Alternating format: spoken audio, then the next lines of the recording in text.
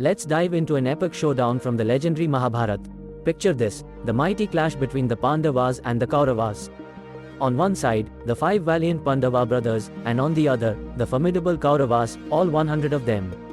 Despite an army beefed up with warriors and allies from neighboring kingdoms, the Kauravas couldn't snag a victory. Now, why did the team with the massive roster lose? The intrigue lies in the Kaurava leader, Duryodhana, who, in the waning moments of his life, spilled the beans on why they blew it. Picture him there on the battlefield, crushed and broken, providing a candid review of his tactical blunders as he bled out. As the legend goes, during his final moments, Duryodhana, with a flick of 3 fingers, had a flash of realization. Spotting this, Lord Krishna curiously inquired about the meaning of this gesture. Duryodhana confessed his trio of errors that spelled doom for the Kauravas. Numero uno, he goofed up by picking Krishna's army instead of Krishna himself. The classic blunder of choosing might over wisdom. Isn't history a treasure trove of drama and lessons?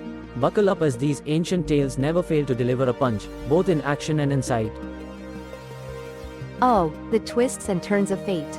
Duryodhana, our protagonist in this epic drama, could have had it all if only his choices were as sharp as Krishna's flute tunes.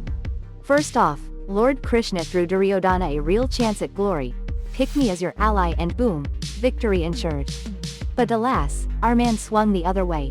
Next up, his dear mother Gandhari, armed with a killer boon from Lord Shiva, was all set to make her son invincible. The deal was simple. Just strut in front of her without any threads on, and voila, you'd be tough as a thunderbolt. But nope, here comes Krishna with his slick advice, suggesting a banana leaf for modesty, of course. Thanks to that tiny piece of greenery, Duryodhana's one vulnerable spot stayed vulnerable. And guess where beima hit during the war? Bullseye, right there. Last but not least, Duryodhana decided to hop into the war fray towards the end. Had he joined from the start, imagine the insights, the strategies. Perhaps he could have saved some pals and altered the kuruk chetra course. But let's keep rolling with those dice, shall we?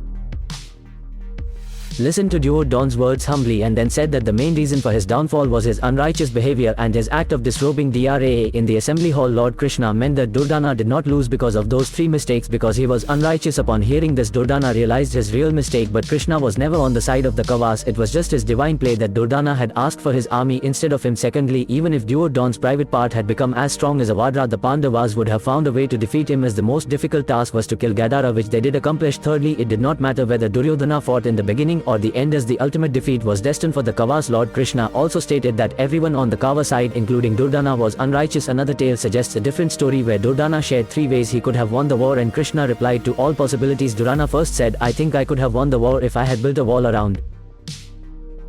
Imagine Hastinapur trying to build a mythical wall.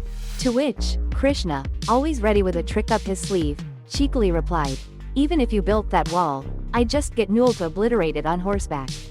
Racing through the raindrops, no less." Oh, but Duryodhana, never one to back down, tossed another idea into the fray. What if I appointed Ashwatthama, half-incarnation of Lord Shiva, as my general? Without skipping a beat, Krishna countered, "Make you a deal, Duryodhana, I'd just rile up Udira." One glare from his fiery eyes, and everything turns to ashes, Ashwatthama included. Not to be deterred, Duryodhana floated yet another scenario. What if I had Vidura fight by my side? Ever the strategist, Krishna retorted, "Then I'd swoop in with my Sudarshana chakra on behalf of the Pandavas, and Vidura wouldn't stand a chance." Each witty exchange underscored a timeless truth. Paths paved with righteousness lead to victory, while those veering off it, not so much. Even in the face of magical walls, fiery glares, and celestial weaponry, Dharma triumphs every time.